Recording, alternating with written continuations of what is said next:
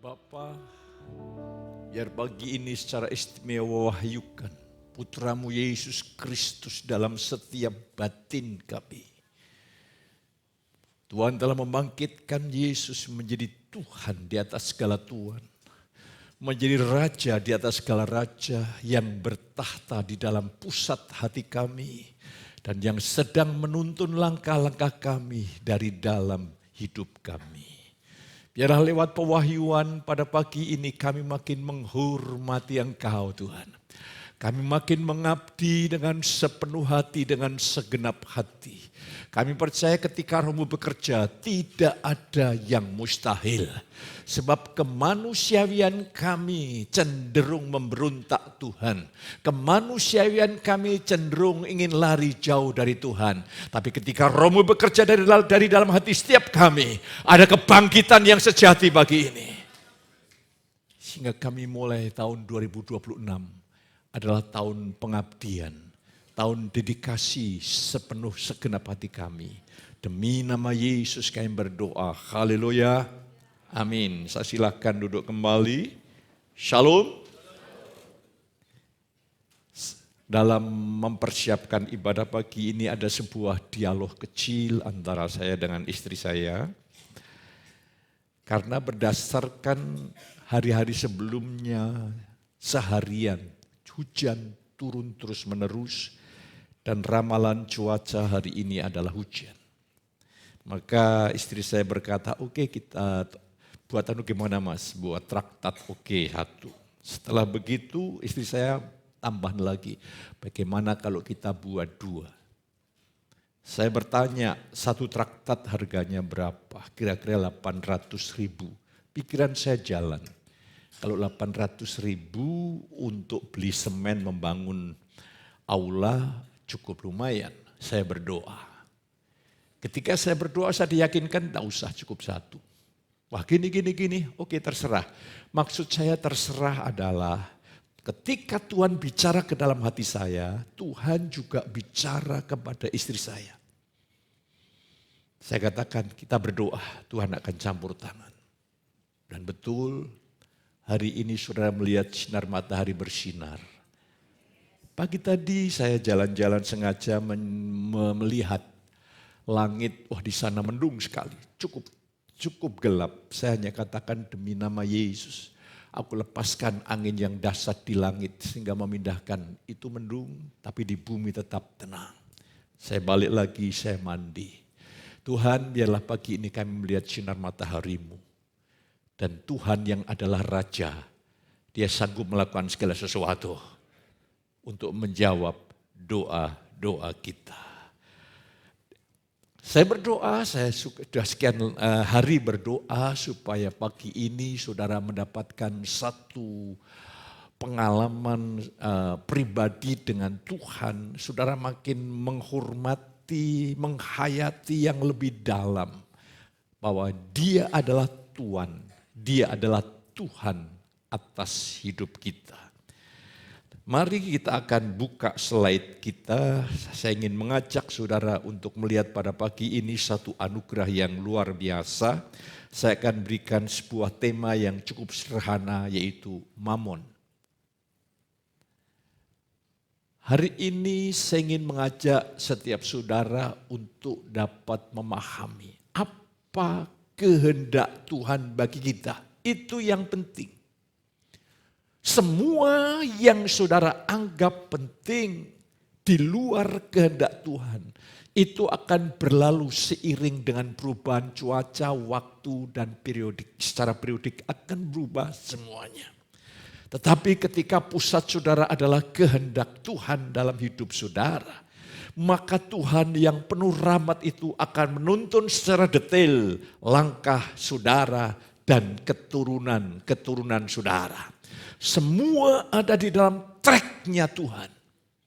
Sebab Tuhan itu tidak kelihatan, tapi pekerjaannya yang besar harus dinyatakan di bumi lewat orang-orang yang percaya. Lewat hamba-hambanya yang percaya kepadanya. Mari saudara kekasih, kita akan baca Matius 6 ayat 24. Kita akan baca bersama-sama dengan kalimat yang mantap pada pagi hari ini.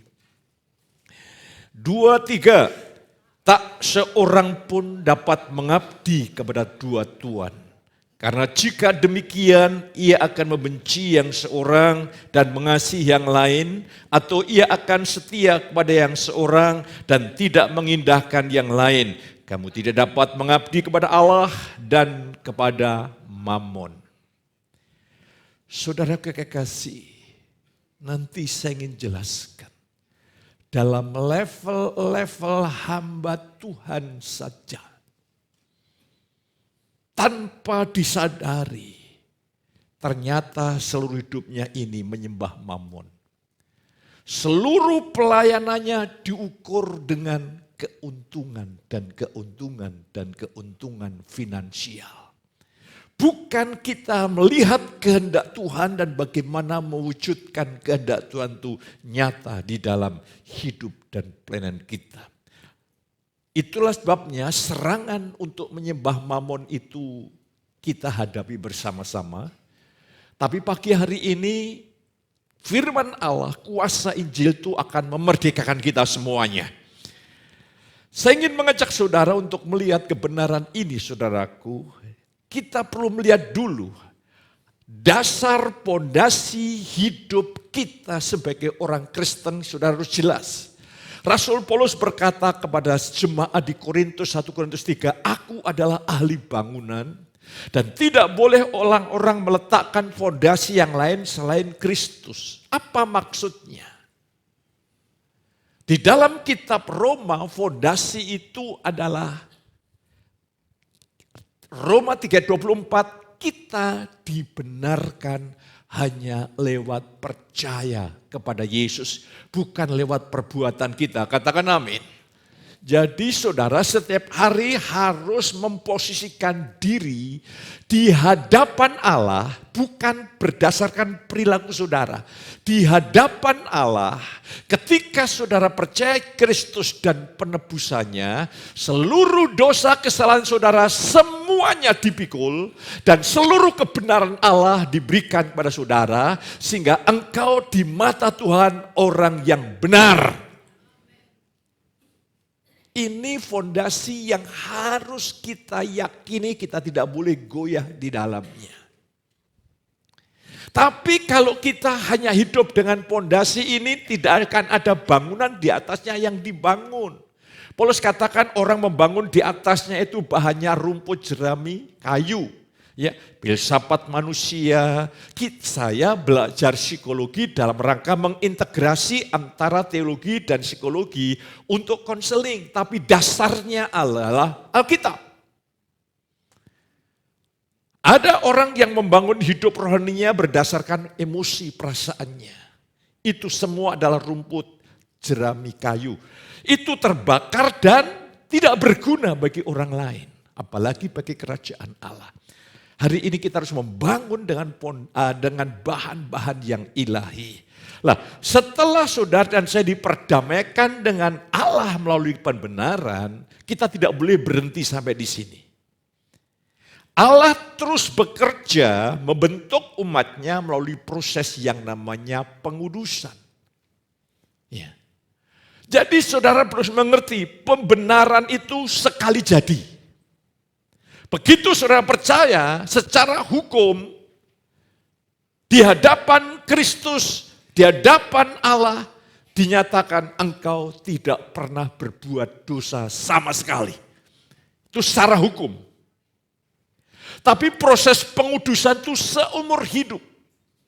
Di mana roh Allah lewat kuasa firman bekerja di dalam kita untuk membuat saudara dan saya hidup makin dikhususkan bagi dia dan kepentingannya. Di dalam hikmat dan kemurahan Allah, Allah bekerja lewat semua peristiwa-peristiwa yang terjadi dalam hidup kita. Supaya saudara makin dikhususkan, dikuduskan tuh dikhususkan untuk hidup bagi Kristus dan kepentingannya. Ini bukan berarti saudara tinggalkan pekerjaan bisnis saudara, bukan. Bukan.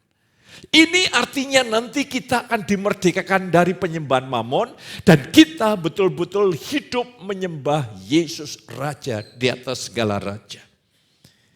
Jadi saudara ketika memahami ini, proses pembenaran udah beres, selesai sekali untuk selama-lamanya. Nah sekarang saudara bekerja sama dengan Tuhan, kau minta hikmat. Dalam proses pengudusan kita akan dibuat makin seperti Yesus. Itulah kita perlu bekerja sama dengan Tuhan. Kita mengerti maksud Tuhan. Bahkan ketika Tuhan mengizinkan duri dalam daging atas hidup Paulus, Alkitab berkata itu dalam rangka Tuhan sedang menyelamatkan Rasul Paulus dari meninggikan diri. Yakobus mengajarkan Tuhan ingin menyelamatkan kita dari hidup yang secara manusiawi, kekanak-kanakan, kedagingan dengan cara apa? Anggaplah sebagai satu kebahagiaan apabila kamu jatuh ke dalam berbagai-bagai pencobaan. Karena ujian iman menghasilkan ketekunan dan ketekunan itu menghasilkan buah yang matang. Sehingga kamu tidak kekurangan sesuatu pun yang baik. Jadi bagaimana Tuhan mulai bekerja di dalam lingkungan kita. Supaya saudara dan saya tidak stagnan, tidak macet, tidak hidup dalam kedagingan. Allah mulai meramu. Peristiwa-peristiwa Tuhan izinkan. Jadi tidak ada di antara kita orang yang independen, aku semau saya sendiri, tidak bisa. Karena kita ini adalah hamba, Yesus adalah Tuhan. Dia adalah Tuhan atas hidup kita. Maka Tuhan di dalam kasih dan kemurahan kebaikannya, dia bentuk saya, dia bentuk saudara, ya.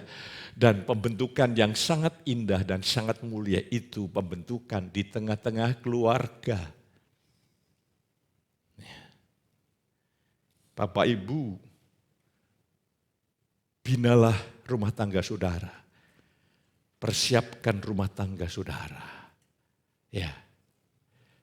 Sebaik-baiknya seolah-olah nanti malam engkau mati. Dan ini kesempatan yang terbaik. Kalau engkau ada kesalahan, minta ampun, jujur, bereskan total. Tapi rencanakan seolah-olah Tuhan datang 1000 tahun lagi. Tapi perlengkapi, persiapkan anggota keluarga saudara. Seperti seolah-olah nanti malam saudara dan saya mati. Saya pun dalam berkhotbah begini. Saya harus berkhotbah seolah-olah nanti malam saya mati. Tapi saya persiapkan khotbah seolah-olah 1000 tahun lagi saya baru mati. Karena kematian begitu cepat. Ya. Jemaat saya di Demak, ya, itu ibunya Nael yang ikut kami. Dia mempersiapkan Natal, sedang belanja-belanja. Tahu-tahu kok dingin ya, kok dingin, kok enggak, kok keringat keluar. Pulang, selesai mati. Terus dulu ada anak remaja tempat kita juga ketika saya dengar beritanya juga. Ya gitu, sementara persiapkan pelayanan, kok tahu-tahu kok badan dingin ya. Begitu selesai meninggal. Saya berdoa, jangan-jangan nanti malam kita mati semua. Pertanyaannya, siapa yang nguburin? Paling tidak pendetanya agak lama dikit gitu. Aduh. Lah saya ingin mengajak pada pagi hari ini, saudara kekasih. Tuhan ingin memerdekakan kita dari sifat duniawi, dari hidup secara manusiawi. Maka ketika saya berdoa, Tuhan berikan kepada keyakinan kepada saya tadi pagi ketika saya jalan-jalan, Tuhan, saya ingin pagi ini melihat sinar mataharimu. Saya tidak hidup berdasarkan ramalan apapun, berdasarkan kalkulasi apa yang sudah terjadi, tapi saya hidup dari apa yang Tuhan yakinkan di dalam batin. Hari ini saudara kasih, sehingga ketika Tuhan membenahi sifat duniawi saudara, sifat mementingkan diri sendiri saudara, keuntungannya hidupmu sehari-hari tenang. Dan tenang itu bukan untuk kebahagiaan. Tenang itu supaya engkau peka mendapatkan arahan, tuntunan, dan pimpinannya. Itu saudaraku, sehingga tujuan hidup kita ini semuanya fokusnya kepada Kristus, kehendaknya, tujuannya, maksudnya, rencananya. Saudara tahu Yesus itu raja segala raja, amin? Kerajaannya sudah ada di bumi sekarang ini, tapi bersifat rohani, bekerja dalam hidup orang percaya, berdoalah supaya kerajaannya berdaulat penuh. Tapi nanti ketika Yesus datang kedua kali, kerajaannya real di bumi, setiap lidah akan dipaksa, setiap lutut dipaksa untuk yakin dan tahu bahwa Yesus adalah Tuhan dan Raja di atas segala raja.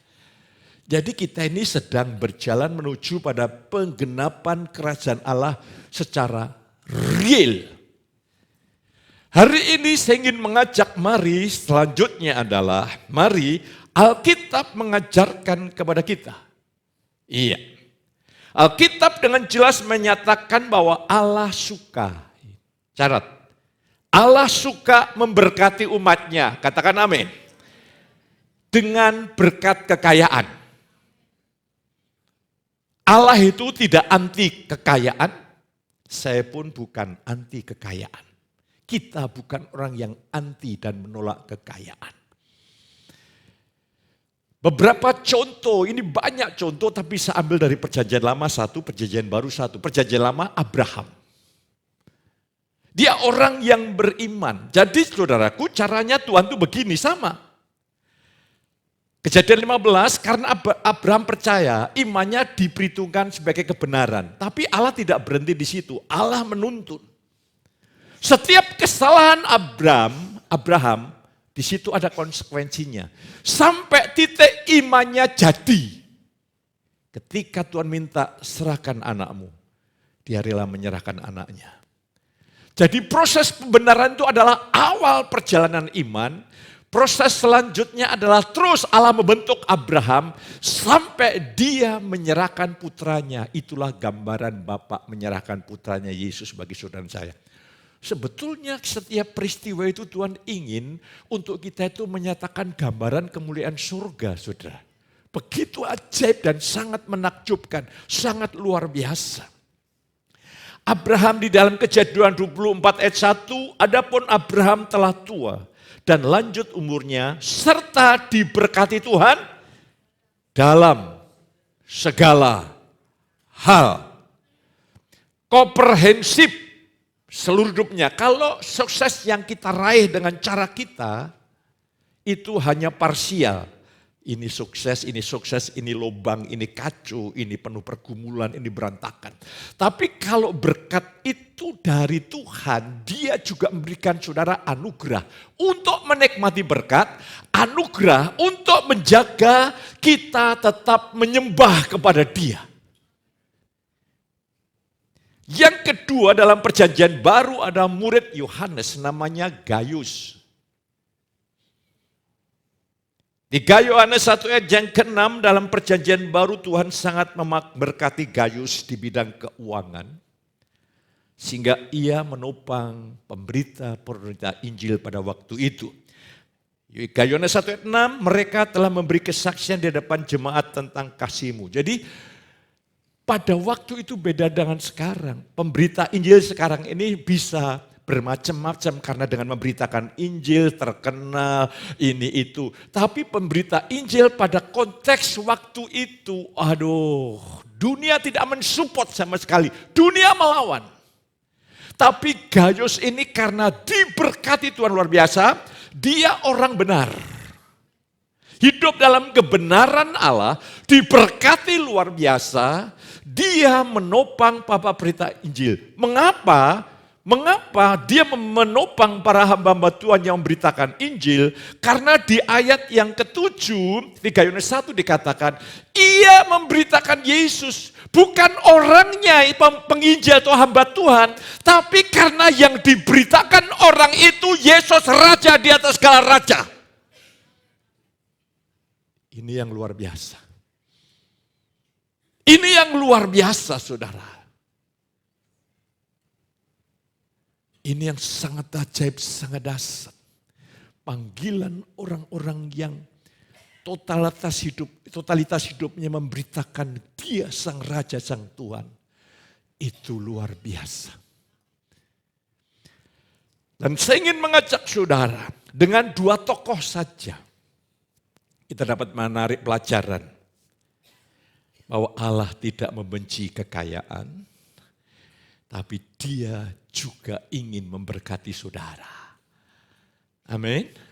Dia akan memberkati saudara. Paling tidak kebutuhanmu cukup. Kalau sampai tidak cukup itu perlu kita cek ulang. Mungkin penggunaan uang. Ya terlalu konsumtif. Ya. Kalau masalah uang, penggunaan uang, itu pakarnya istri saya itu. Ya. Gereja ini dikelola, istri saya tidak pegang uang. Tapi pegang catatan, setiap 1% uang yang keluar harus cocok. Kadang-kadang dengan bendahara itu adu argumentasi, ini keluarnya kemana? Ternyata dicek, terselip di sini, terselip di sini. Itulah memang istri saya seperti itu. Jadi untuk melengkapi, sehingga dengan sendirinya kami tidak tergoda dengan uang yang tidak seharusnya kami makan. Yang persis saudara harus tahu, Tuhan ingin memberkati ekonomi saudara. Amin. Ya. Lah sekarang, setelah sudah mengerti bahwa Bapak itu baik, Dia rindu memberkati, mencukupi, Dia rindu. Ya, cukup itu rindu. Ya. Mamon, saya ingin menjelaskan ini godaan yang hebat bagi seluruh umat Tuhan. Mamon itu dari bahasa Aram, jadi Alkitab itu ada bahasa Yunani Perjanjian Baru, Perjanjian Lama bahasa Ibrani. Pada waktu zaman Yesus hidup itu juga ada bahasa Aram. Mamona. Ya.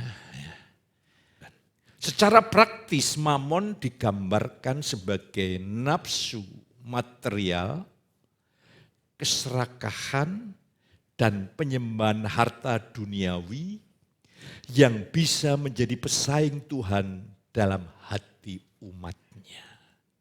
Ini bahaya. Tidak ada yang netral. Sebab dunia sudah jatuh dalam dosa. Kita kuasai mamon atau hati kita dikuasai mamon. Tetapi yang jelas Tuhan tidak pernah membenci kekayaan. Tuhan ingin memberkati. Tuhan ingin mencukupi. Sehingga hidup keluarga saudara menjadi kesaksian. Tetapi ketika kita mulai menjadi materialisme, hedonisme, kita mulai memuja harta, kita mulai memberikan pusat perhatian kepada harta kekayaan lebih daripada Tuhan. Ini yang bahaya. Ini yang bahaya. Saudara semakin diberkati ekonomi saudara. Mungkin saudara cek 4 tahun yang lalu, 5 tahun yang lalu dengan sekarang. Ketika saudara ukur kurvanya makin naik, engkau makin perlu banyak berdoa. Supaya apa? Saudara tidak terjebak oleh penyembahan mamon. Ketika banyak orang punya uang, itu malah murah hati. Begitu uangnya tambah sedikit, tambah pelit. Ya, ini ketika saya ngobrol dengan seorang pendeta yang asalnya dari Kudus di Bandung sana, Pak Petrus. Pendeta pun sama, pendeta makin diberkati makin pelit. Oh iya Pak ya. Mamon juga dipersonifikasikan, digambarkan sebagai kekuatan jahat atau berhala yang menuntut pengabdian penuh. Ini. Jadi di balik mamon itu dia menuntut pengabdian penuh hati kita, menyita hati kita, memikat hati kita sehingga kita mulai cara berpikir kita diubah. Perkara rohani, kecil. Rohani sama cuan. Apa nih cuan artinya? Ya? Apa? Untung. Oh, saya kira cucunya Wawan. Untung. Ya. Hati-hati, ini masalah hati. Tapi percayalah ketika hatimu tulus kepada Tuhan, engkau akan makin dipercaya kekayaan. Hei, engkau makin dipercaya kekayaan. Karena pekerjaan Tuhan itu membutuhkan uang. Kita dulu kemarin ke Mamasa itu kira-kira 12,5 juta. Butuh uang. Haleluya. Semua ini butuh uang. Makanya Tuhan ingin memberkati jemaat. Tapi pastikan jemaat hari ini hatimu sepenuhnya mengabdi kepada Tuhan.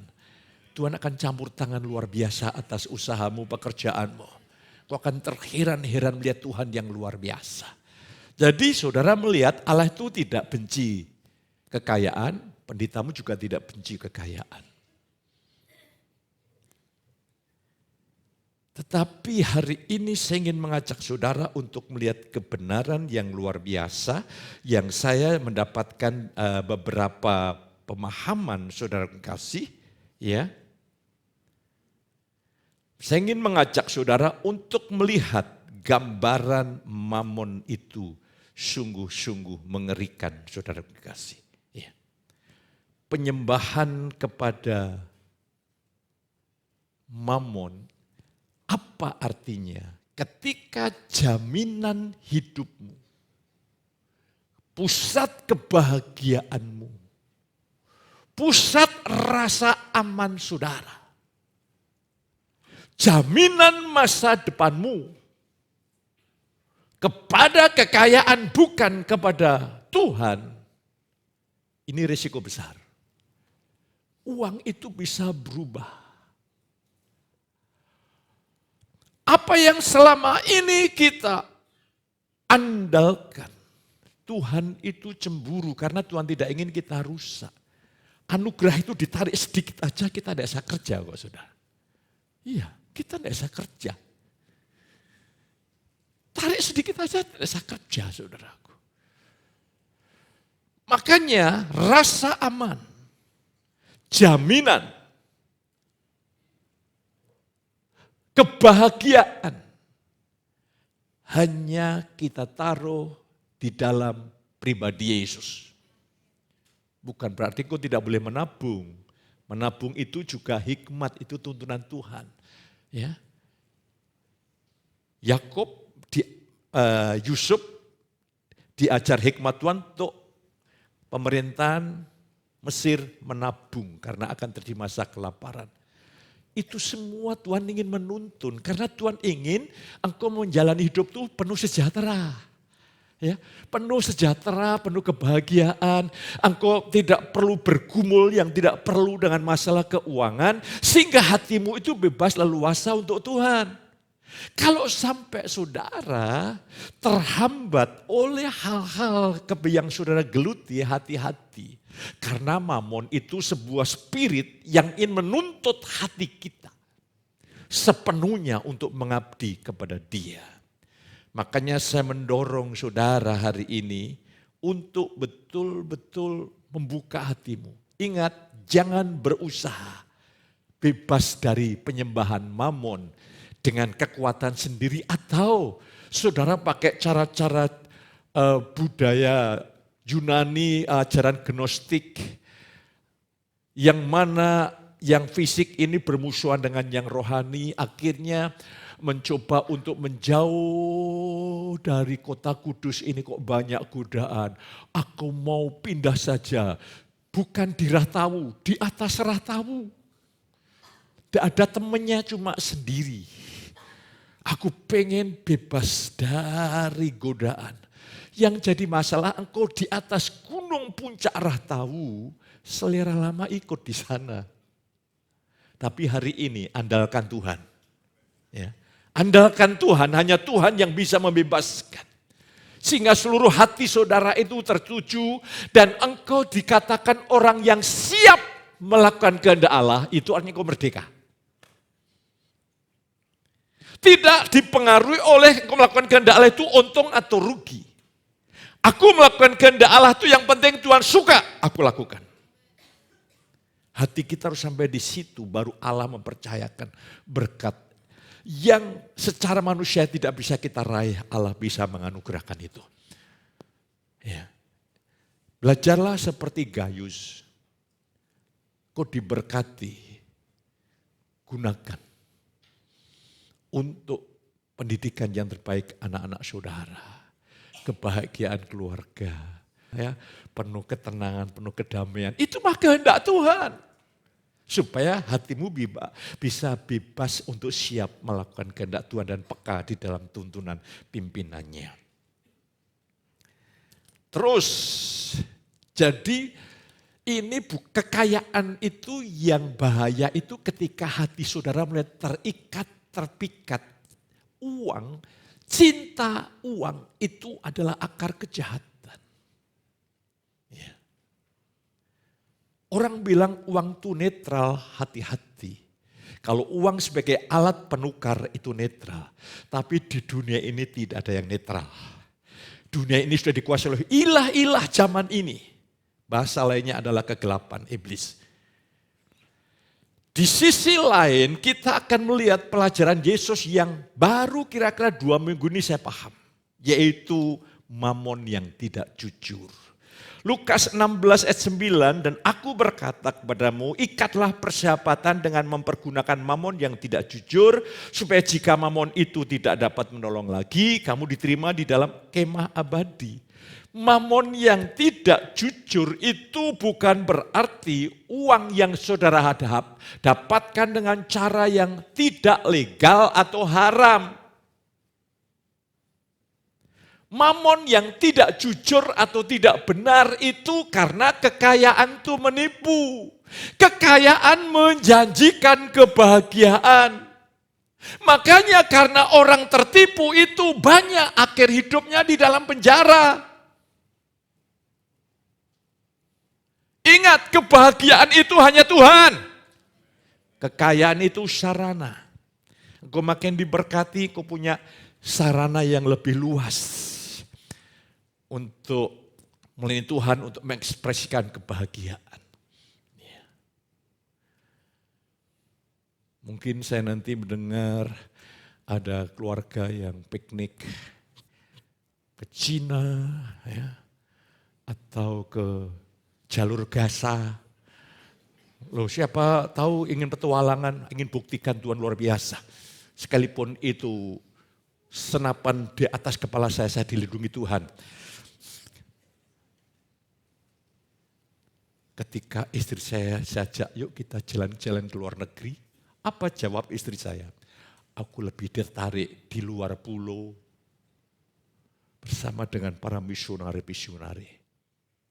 Saya bersyukur punya istri yang sudah dipersiapkan oleh Bapak Ayub.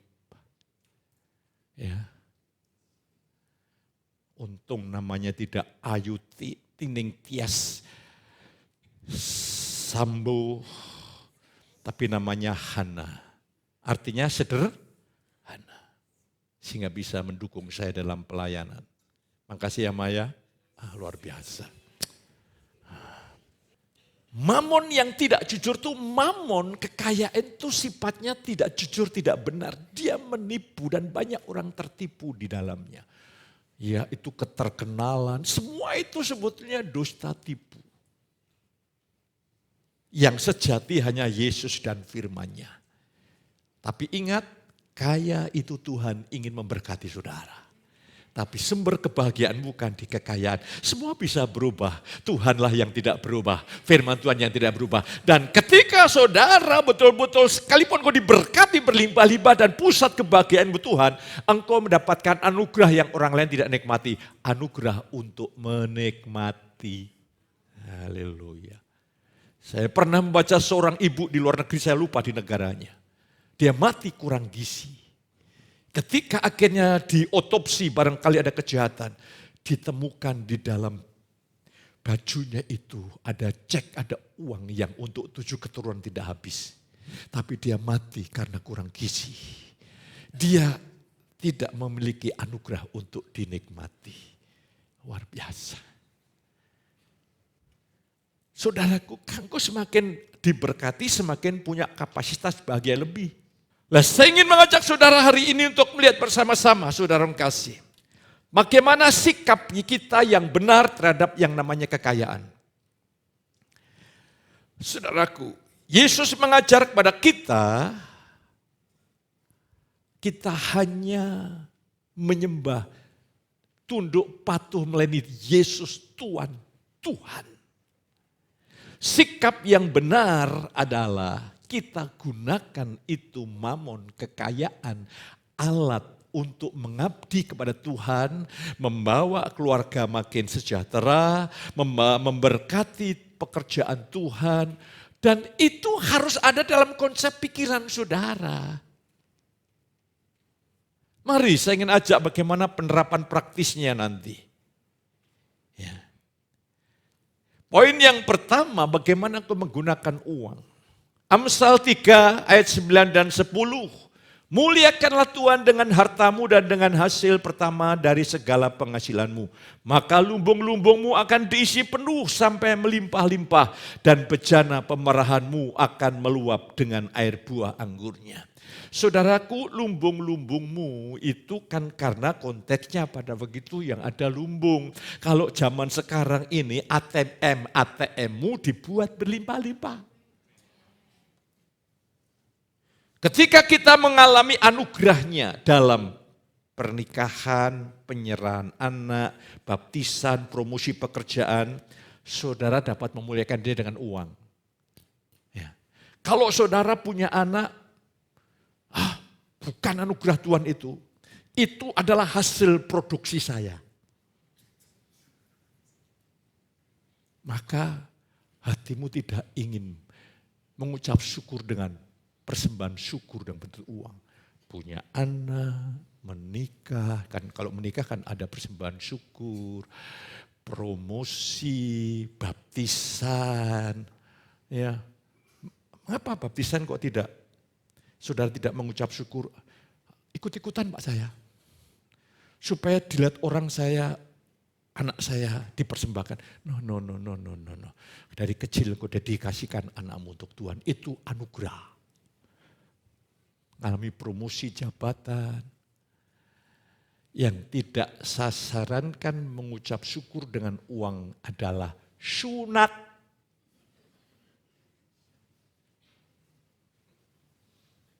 Udah sunat di kampung nanggap tip lagi.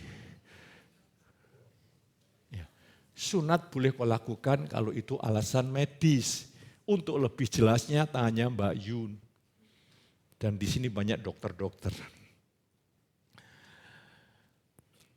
Kok bisa memuliakan Tuhan lewat ucapan syukur, ngajak makan teman-teman care group, penerapan dalam tindakan. Selanjutnya, ya, memberi persembahan. Markus 12 ayat 42 sama 43. Lalu datanglah seorang janda yang miskin dan ia memasukkan 2 peser yaitu 1 duit. Maka dipanggilnya murid-muridnya dan berkata kepada mereka, aku berkata kepadamu sesungguhnya janda miskin ini memberi lebih banyak daripada semua orang yang memasukkan uang ke dalam peti persembahan. Yesus paling banyak bicara masalah uang. Alkitab banyak bicara masalah uang. Rasul Paulus banyak bicara masalah uang. Alkitab Perjanjian Lama banyak bicara masalah uang. Dan di sini, ini Yesus bukan duniawi. Diajak muridnya untuk melihat dari jauh itu loh. Coba lihat orang yang berikan persembahan. Lihat. Ketika seorang janda, dia memberikan persembahan dengan segenap yang ada padanya. Dia panggil muridnya, dia ajar. Itu janda itu lebih banyak. Karena dia memberikan bukan dari bagian dari kelimpahannya, dari bagian hidupnya. Berarti persembahanmu itu dilihat oleh Tuhan. Amin. Berikan uang yang baik. Ya. Wah Pak, kebetulan saudaraku uang saudara itu agak ribet gitu loh dilihat. Padahal Pak Petrus suruh persembahan uang yang baik, engkau mulai potong kertas. Engkau tulis 10.000. Uang baik Pak ini Pak. Bukan seperti itu maksudnya. Sediakan yang terbaik. Tujuannya apa? Untuk dia. Untuk dia sang raja, engkau sudah mempersembahkan sesuatu untuk Tuhan. Yang ketiga adalah memberi perpuluhan. Saya ingin menjelaskan ini. Orang berkata begini, apalagi orang yang memang sudah penyembahan mamonnya kuat, memang sudah tidak suka dengan perpuluhan. Dia cari firman di YouTube untuk mendukung pendapatnya. Itu kan hukum Taurat. Sebelum hukum Taurat, 500 tahun sebelum hukum Taurat, Abraham sudah memberi perpuluhan. Itu tidak ada di dalam hukum Taurat. Hukum Taurat itu meneguhkan, kitab Maleakhi meneguhkan apa yang Abraham lakukan sebelum hukum Taurat itu datang. Jadi Abraham itu tahun 2000 setelah Adam dan Hawa, terus 500 tahun lagi hukum Taurat baru datang. Akhirnya 1500 tahun kemudian Yesus datang. Jadi Abraham sudah tahu memberikan perpuluhan kepada Melkisedek. Perpuluhan hanya meneguhkan apa yang sudah terjadi. Di sini juga Yesus berkhotbah di hadapan ahli Taurat dan orang Farisi. Yesus memberi penekanan umatnya juga untuk saudara dan saya ambil bagian. Celakalah kamu hai ahli Taurat dan orang-orang Farisi, hai kamu orang-orang munafik.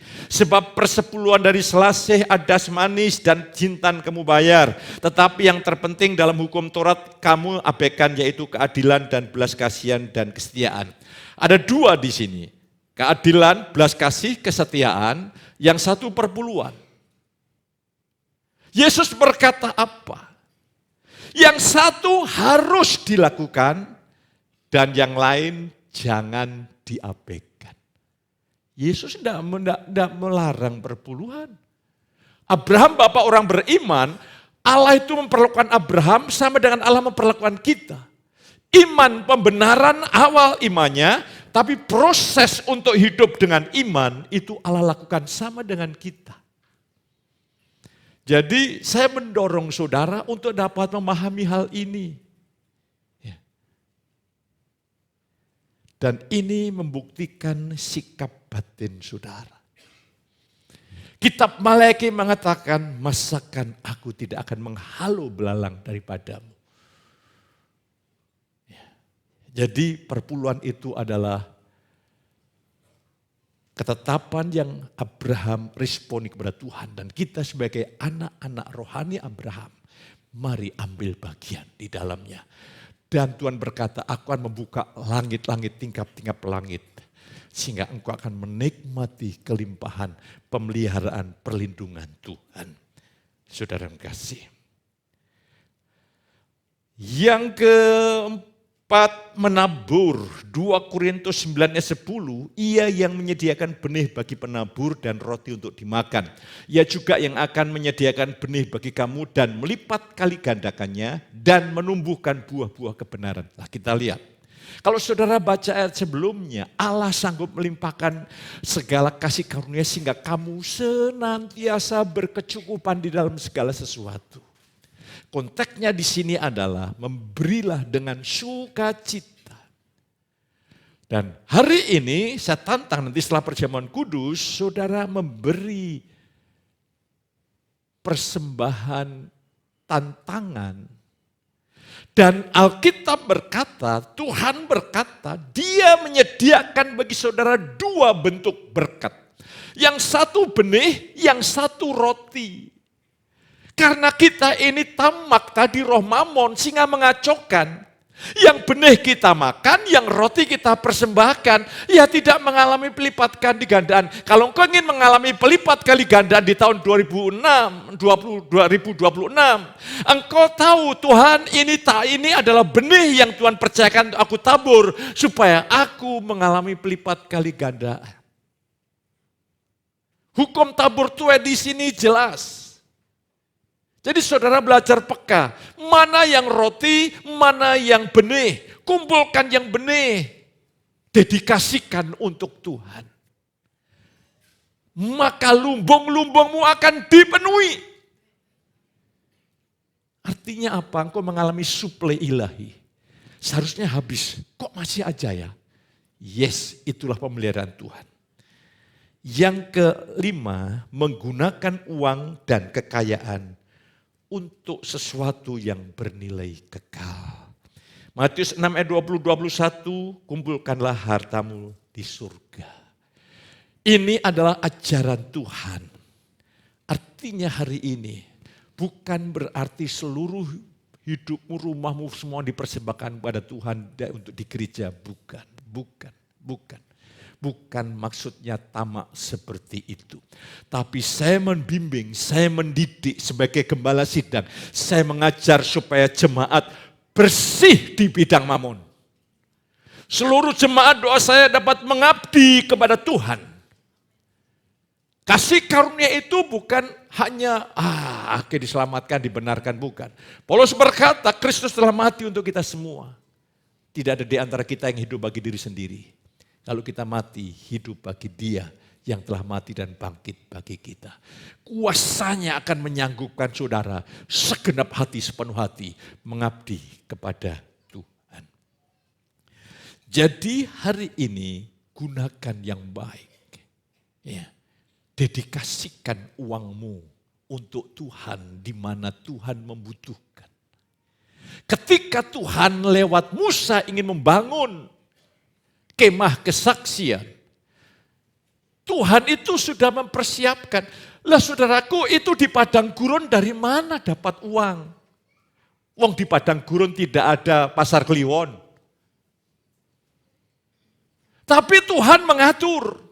Ketika bangsa Israel sebelum keluar dari Mesir, Tuhan jamah orang-orang Mesir, sehingga apa yang diminta dari orang Mesir, orang Israel memberikan. Di sana ada kalung emas. Dan bahayanya itu saudaraku, ketika Musa minta supaya mereka mempersembahkan emas, semua mereka memberikan. Stop! Ketika orang dipenuhi dengan ketamakan, emas yang dibawa dari Mesir itu dipakai untuk membuat patung lembu. Untuk disembah, jadinya penyembahan berhala. Bahasa modernnya mamon.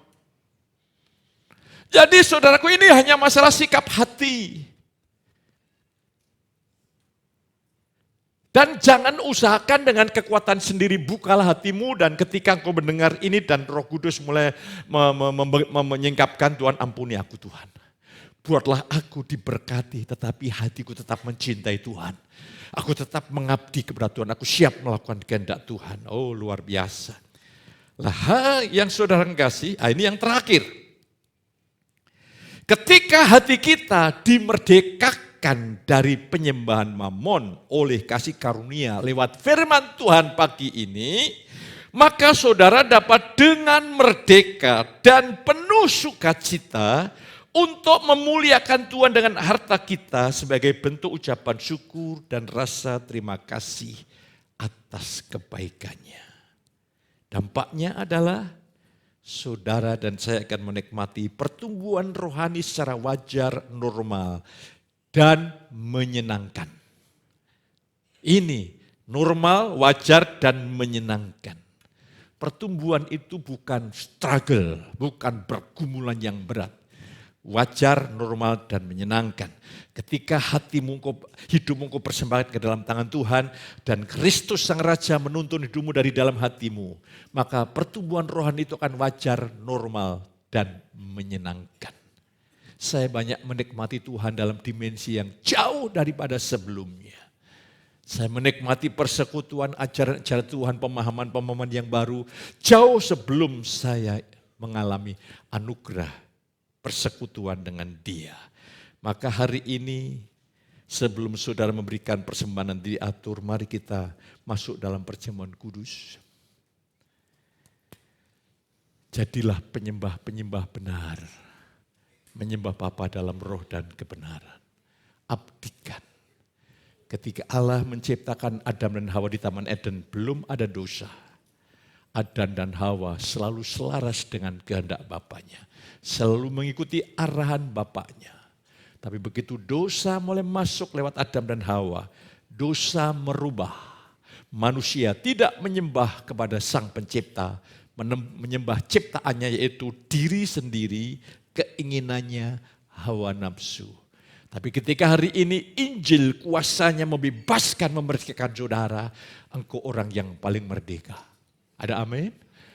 Engkau paling sedih, engkau paling menderita kalau engkau hidup bagi diri sendiri.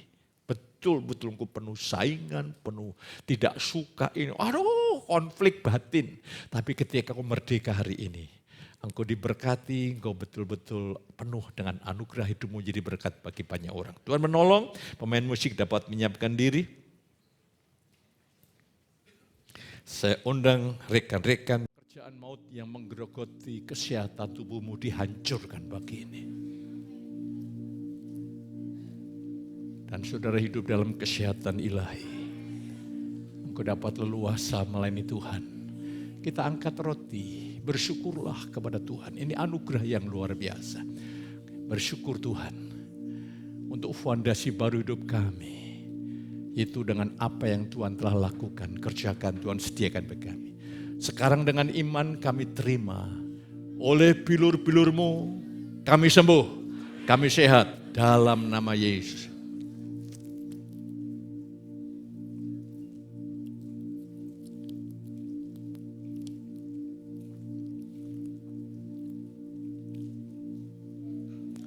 Angkat cawan,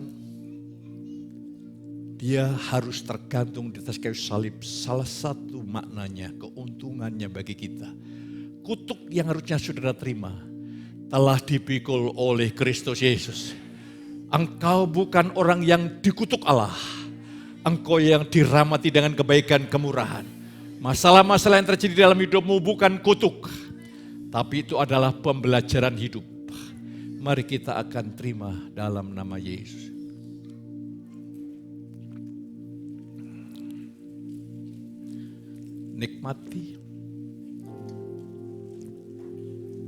Nikmati persekutuan sejenak.